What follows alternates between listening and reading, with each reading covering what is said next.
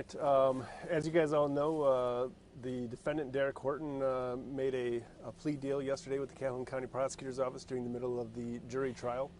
As part of the plea, he was to show us, or the police, where he buried Amber Griffin.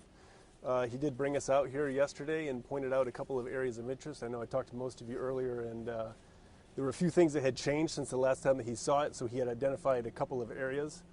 I can report that the third area that we searched today, we have found human remains, and we do believe those to likely be Amber Griffin's body.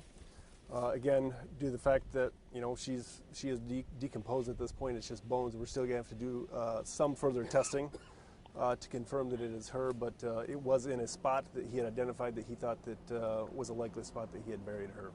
How further down in the ground were her remains? So I would estimate that the top portion of it was probably 3 feet. It's still being worked on right now, but it was a pretty significant depth that she was buried. How difficult was it for crews with the mini excavators, the canine units, for them to pick up where exactly her remains were found? Well, so I guess that was the most challenging thing, is the surface of the ground. Like, you couldn't tell anything apart. So you would think that you could go up and identify an area relatively easy, but that was not the case at all. Mainly with the leaves and stuff that were on top of the ground, you couldn't just look at a spot and determine that that was an area that had been searched. So as we discussed this morning, we were trying to be delicate. You're using a piece of heavy equipment to bring back layers at a time. You don't want to damage anything. We want to respect the body when we recover her, so that was a very slow process that we were doing.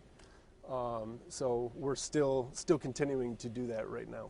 Given that 3 feet of soil was between the surface and the remains, is there any belief between investigators and also the prosecution that that someone may have helped him bury the body? I can't really comment on that at this point. I know what he has told us, but I don't want to really comment any further on that.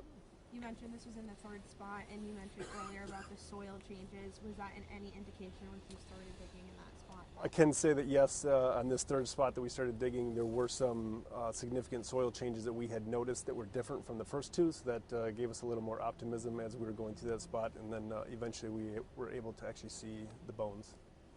This has been a long ordeal for both the family and for battlefield investigators. Talk about what it means to finally have that. Yeah, so even for me, from the human perspective, it's very gratifying. It's something that we wanted to accomplish from the very beginning. The day that she was reported missing, almost the entire investigative bureau from the Battle Creek Police was activated to find her. I went and met, along with Prosecutor Gilbert, with the mother, Amber Griffin, after we found her, and notified her. She's emotional, but she's happy, and this is one of the two end results that we were looking for. One was a successful prosecution with him, going to prison, and second was returning the human remains to a family so that they can have a proper burial for their mother. The other, and of course, the proper prosecution with him, with the plea deal intact, given that he led you guys to where once confirmed her remains are found.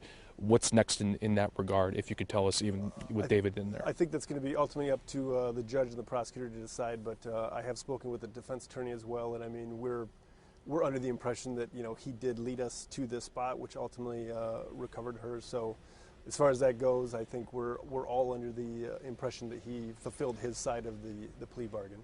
Do you recall the exact spot from your previous search efforts back, June 2020? It's hard to say when you say exact spot. Have we been over that surface area? Yes. Do I know if anybody specifically looked in that exact spot? I'm not sure. We have been in that area extensively, and things look different.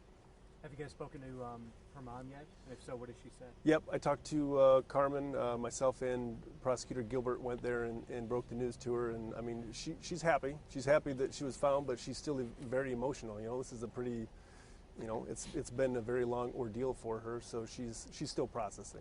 Did the cadaver dogs help at all with this? They did. So we actually had 2 MSP cadaver dogs that came and assisted, and they've assisted us numerous times. We've searched probably at least a dozen areas out here in Calhoun County for this entire case. They've been a great help, and they did come in today, and as we were peeling back some of the layers, they were able to assist us. Aside from identifying that the remains to be Amber, what other questions still need to be answered from searching the area and anything, in this entire investigation, like any main pointers aside from, a possible person that may have helped Horton in this case? Yeah, I don't think I'm really going to comment too much more on that. Obviously, we'll speak with the prosecutor and see if there's any additional evidence that we need to get to actually wrap up this portion of the case, but we'll have to have some further discussions on that.